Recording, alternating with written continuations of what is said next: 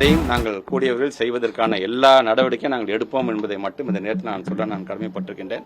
ஆக வருகை தந்திருக்கின்ற நம்முடைய பகுதி நேர ஆசிரியர் சங்கத்தை சார்ந்தவர்கள் தொடர்ந்து எங்களை நம்பி வந்திருக்கிறார்கள். சார் உங்களை தான் சார் நம்புகிறோம், நீங்கள் செய்வீங்கன்னு நம்பிக்கை இருக்குன்னு, அதனால தான் நாங்கள் போராட்டமே நடத்துகிறோம். நாங்கள் காது கொடுத்து நீங்கள் கேட்கறனால தான், உட்காந்து பேசுறதுனால தான் இந்த போராட்டம் என்பது உங்களுடைய கவனத்தை ஈர்ப்பதற்காக என்று அவங்க சொன்னபொழுது அந்த உணர்வை எங்களால் புரிந்து கொள்ள முடிகிறது. அவரிடம் நான் மீண்டும் சொல்கின்றேன், நீங்கள் கவலைப்பட வேண்டாம். தமிழ்நாட்டுடைய முதலமைச்சர் செய்ய வேண்டும் என்கின்ற எண்ணம் கொண்டவர். நமக்கான நிதி நெருக்கடியும் அவர்களே அறிந்திருக்கிறார்கள். ஆமா சார், எங்களுக்கே தெரியும், 2 வருஷமா நமக்கும் SSA ஃபண்ட் வரலன்னு தெரியுது. முழுமையாக இந்த அரசாங்கம் தான் அதை ஏற்றுக்கொள்வது என்று தெரியும். பட் இருந்தாலும் எங்களுக்கும் குடும்பம் இருக்கின்றது, எங்களுக்கும் வயிறு இருக்கிறது என்று அவர் சொல்வது உணர்வுபூர்வமான ஒரு வார்த்தையாகத்தான் அதை நாங்கள் பார்க்கின்றோம். கண்டிப்பாக இந்த பொங்கல் என்பதை நீங்கள் ஒரு மகிழ்ச்சி பொங்கலாக நீங்கள் கொண்டாடுங்கள்.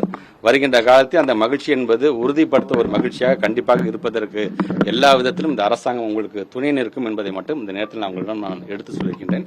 அதையும் நம்முடைய பத்திரிகை துறை, ஊடகத்துறை சார்ந்த நண்பர்கள் மூலமாக எப்படி அவர்களுடைய தொண்டர்களும் அவருடைய ஆசிரியர் பெருமக்களும் சங்கத்துடைய நிர்வாகம் அவங்க எடுத்து சொல்லப் போகிறார்களோ, நானும் இன்றைக்கு உங்கள் மூலமாக போராட்ட களத்தில் இருக்க நீங்கள்லாம் சீக்கிரம் அதை முடித்துவிட்டு உங்கள் ஊருக்கு நீங்கள் செல்லுங்கள். உங்கள் அனைவருக்குமே ஒரு பொங்கல் வாழ்த்துக்களை தெரிவித்துக் கொள்கின்றோம்.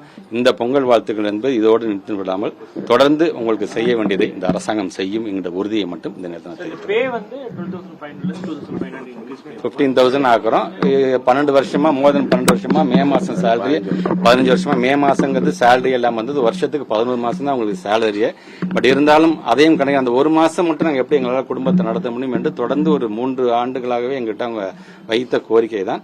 ஸோ அதையும் இப்போ கன்சிடர் பண்ணுறதுக்கு விதமாக அந்த மே மாதம் அவர்களுக்கு வந்து அன்னைக்கு என்னதான் அது லீவ் மாசமாக இருந்தது என்று சொன்னோம், அந்த மே மாசமும் அவர்களுக்கு குடும்பத்தை நடத்த வேண்டும் என்பதற்காக குறைந்தபட்சமாக ஒரு 10,000 ரூபாய் 75% அது வந்து இப்போ அவங்க பேசுவாங்க. அதை சார்ந்து ஒரு ஆட்சி மாற்றம் ஏற்பட்டதிலிருந்து பகுதி நேர ஆசிரியர்கள் சார்ந்து உங்களுக்கே தெரியும் நாங்கள் என்னென்னலாம் பண்ணிருக்கோம். வெரி ஃபர்ஸ்ட் டைம் ஒரு டிரான்ஸ்பர் கவுன்சிலிங் நம்ம கொண்டு வந்தது. ரொம்ப மகிழ்ச்சி தெரிவித்து நன்றி தெரிவிச்சாங்க. 60 வயசு வரைக்கும் அவங்களுடைய வயதை நாங்கள் வந்து உயர்த்தி கொடுத்தது. ஃபர்ஸ்ட் டைம் நம்ம வந்து ஒரு 2,500 ரூபா உடனடியாக. ஸோ இன்னைக்கு நமக்கு ஒன்றிய அரசிலிருந்து வர வேண்டிய நிதிகள்லாம் வந்துச்சு. இவங்க கேட்ட இதெல்லாம் இவங்க கேட்காமலே இதை செய்யக்கூடியதுக்கான அனைத்து வழிவகையும் எங்களுக்கு இருந்தது என்று சொல்லும் பொழுது என்று சொன்னாலும் மற்ற வேலைகளும் சேர்த்து பார்க்கக்கூடியவராக இதிலே பாத்தீங்கன்னா கணினி ஆசிரியர்கள் இருக்கிறாங்க, இதிலே பாத்தீங்கன்னா உடற்கல்வி ஆசிரியர்கள் இருக்காங்க, இதிலே பாத்தீங்கன்னா சிறப்பு ஆசிரியர்கள் இருக்கிறாங்க, ஓவியம் வரையறவங்க இருக்கிறாங்க. ஸோ இப்படி இருக்கக்கூடிய அனைத்து டீச்சர்ஸுமே ஏதோ ஒரு விதத்தில் நாங்கள் அப்சர்வ் பண்ண வேண்டியதான். ஸோ அந்த அப்சர்வ் பண்றதுக்கு இப்போ அவங்க சொல்ற மாதிரி எங்ககிட்ட இருக்க லீகல் டீமோ எங்கள்கிட்ட இருக்க அதோடைய உரிமையாக நம் மீது வைத்திருக்கின்ற நம்பிக்கையாகத்தான் அதை நாங்களும் பார்த்து கொண்டிருக்கின்றோம். ஆனால் தான் பகுதி நேர ஆசிரியர்கள் என்று வரும்பொழுது முதல் முறையாக நாம் ஆட்சி மாற்றம் ஏற்பட்ட பிறகு, ஏன்னா ஒரு 5,000 ரூபாயில் தான் அவங்க வந்து பணிக்கே சேர்ந்தாங்க.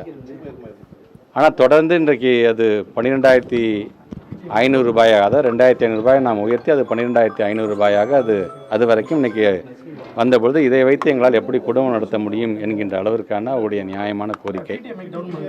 உங்களுக்கே தெரியும், நம்முடைய SSA ஃபண்ட் என்று வரும்பொழுது நம்முடைய ஒன்றிய அரசு நமக்கு வழங்க வேண்டிய ஃபண்டு 60:40 ரேஷியோ பல்வேறு காரணங்களில் சொல்லி இதில் கையெழுத்து போட்டால் தான் பணம் தருவேன், அதில் கையெழுத்து போட்டால் தான் பணம் தருவேன் என்று சொல்லும்போது இந்த 2 வருஷமாக நம்மளுடைய பள்ளிக்கல்வித்துறைக்கென்று வர வேண்டிய ஏறத்தாழ 3,548 கோடி ரூபாய் இன்னும் நமக்கு வராமல், அந்த 3,548 கோடி என்று வரும்பொழுது அதை அரசாங்கமே ஏற்றுக்கொண்டும் உங்களுடைய கொள்கை முடிவுக்கெல்லாம் நாங்கள் கட்டுப்பட மாட்டோம் என்று நம்முடைய தமிழ்நாட்டு முதலமைச்சருடைய அந்த உறுதி.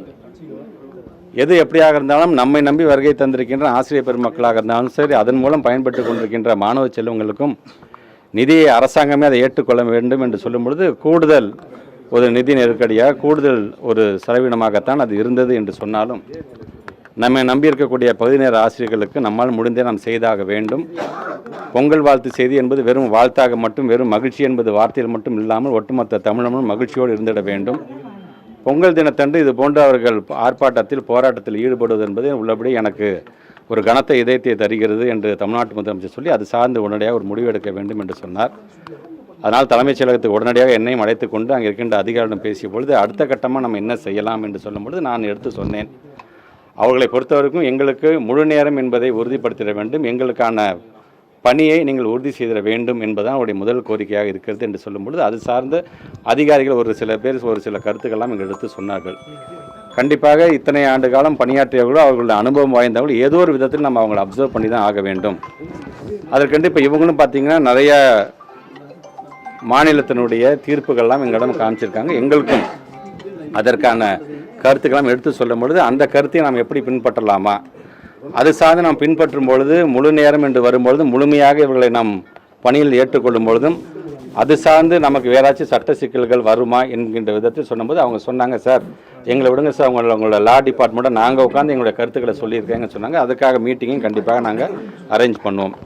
ஸோ இடைக்காலமாக இந்த போராட்டத்தை அவர்கள் முடிவு செய்து முடித்து அவர்கள் ஊருக்கு நீங்கள் மகிழ்ச்சியாக சென்றிட வேண்டும் என்பதற்காக ஆட்சி மாற்றம் ஏற்பட்ட பிறகு எப்படி 2500 ரூபாயை நாம் உயர்த்தி அது 12,500 இதை மாற்றினமோ, இப்பொழுது கூடுதலாக மீண்டும் ஒரு 2,500 ரூபாயை உயர்த்தி அதை 15,000 ரூபாயாக நாம் உயர்த்திட வேண்டும் என்கின்ற அந்த ஒரு முடிவை இன்றைக்கி நம்முடைய தமிழ்நாட்டுடைய முதலமைச்சர் அறிவித்திருக்கிறார்கள். ஆக அதோடு சேர்ந்து இவர்களுடைய கோரிக்கை என்பது ஒரு 200 குடும்பங்கள் இதுவரைக்கும் மறைந்தே போயிருக்கிறார்கள். அந்த குடும்பம் சார்ந்தும் நீங்கள் ஏதாச்சும் நீங்கள் செய்திட வேண்டும் என்கின்ற கோரிக்கையை வைத்திருக்கிறார்கள். அதை நம்முடைய தமிழ்நாட்டு முதலமைச்சருடைய கவனத்துக்கு கொண்டு சென்று, ஏன்னா அவர்களும் எங்களுடைய ஆசிரியர் இனம்தான், எங்களுக்காக உழைத்த இனம்தான். அந்த 200 குடும்பங்களுக்கு நம்மளால் என்ன செய்ய முடியும் என்பதையும் அதை கடந்து ஆலோசித்து அந்த முடிவை நல்ல முடிவை நாங்கள் எடுப்போம் என்ற நம்பிக்கை எங்களுக்கு இருக்கின்றது. அதேபோன்று மருத்துவ காப்பீடு என்று வரும்போது நாம் ஏற்கனவே நம்ம 2 ஆண்டுகளுக்கு முன்பு அதை அறிவித்திருக்கணும். அதுக்கான நடைமுறை எப்படி இருக்குது என்று கேட்டார்கள். இன்றைக்கி அது சார்ந்தும் நம்முடைய தமிழ்நாட்டு முதலமைச்சர் முன்பு நாங்கள் விவாதத்தில் ஈடுபட்ட பொழுது அது நம்முடைய அரசு ஊழியர்கள் சார்ந்து என்ன நம்ம ஒரு மருத்துவ காப்பீடு இருக்கோ அதே இதில் இவங்களையும் நம்ம அப்சர்வ் பண்ணிக்கலாம். அதுக்கான பணியை நாம் உடனடியாக அதை தொடங்கிவிடலாம் என்றும் சொல்லியிருக்கிறார்கள்.